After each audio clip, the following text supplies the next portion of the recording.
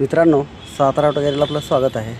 आज आपल्याकडं वॅगनर आलेली आहे टो करून। त्याचा प्रॉब्लेम असा आहे की फ्यूल मोटर ऑन होत नव्हती काय, तर आपण याची टाकी खोललेली आहे फ्यूल पंपची। गाडीच्या वायरिंगमध्ये सुद्धा काही प्रॉब्लेम नाही आहे काय, हे आपण बघू शकता। गणेश, जरा इग्निशन ऑन ऑफ कर। याला सप्लाय तर आहे,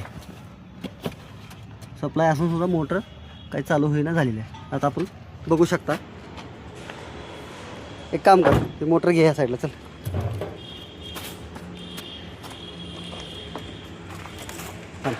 ह्या साईडला मेन आहे आणि ह्या साईडला मायनस आहे। दे सप्लाय। नाही ना, हां उलटं नाही, फिरते उलटी मोटर, पण काय नाही, पण सरळ लाव बरं। नाही ना, हां एक काम कर, मोटर खोल यात जरा। हां वड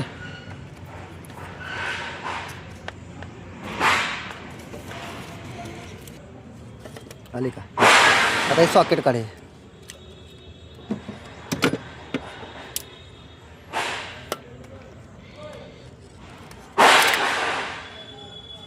निघालं का? मित्रांनो, हे बघू शकता, वायर जी आहे मेनची वायर जळलेली आहे बघा, त्याच्यामुळं मोटर चालू होत नाही। तर आपण मोटरसुद्धा चेक करूया, मोटर चालू आहे की बंद आहे।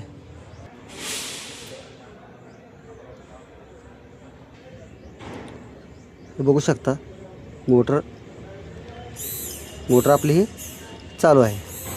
ह्या गाडीचा प्रॉब्लेम जो आहे काय, म्हणजे की वायर एक जळलेली आहे मेनची, त्यामुळं खाली सप्लाय होत नव्हतं करंटचा।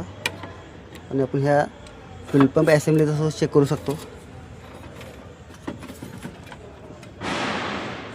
खाली एक सॉकेट जो आहे, पिन जी आहे, पिन ती ही जी 2 नंबरची मेनची जी क्लिप आहे ना, ती जळलेली आहे बघा।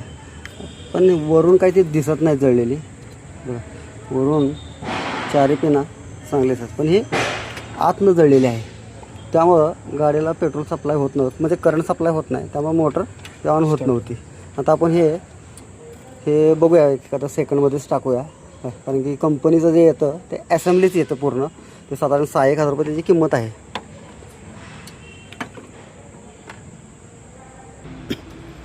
दाखव।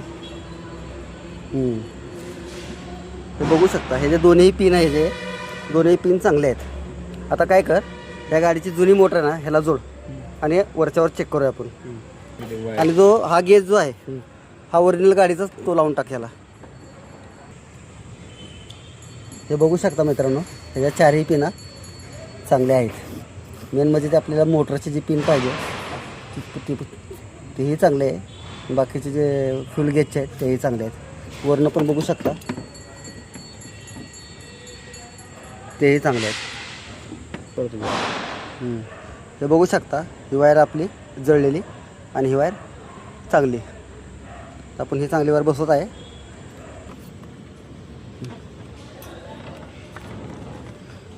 तो रबर बसला ना व्यवस्थित?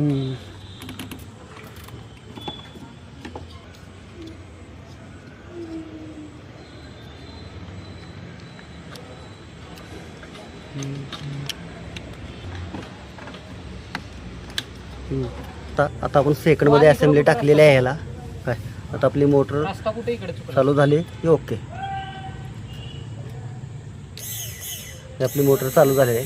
गाडीची मोटर ओके होती, फक्त गाडीचा जो प्रॉब्लेम होता तो कनेक्टर जळला होता, त्यात होता। आता हे आपण असेंब्ली बदलली आहे। व्हिडिओ चांगला वाटला असेल तर लाईक करा, फॉलो करा, सबस्क्राईब करा, शेअर करा। धन्यवाद।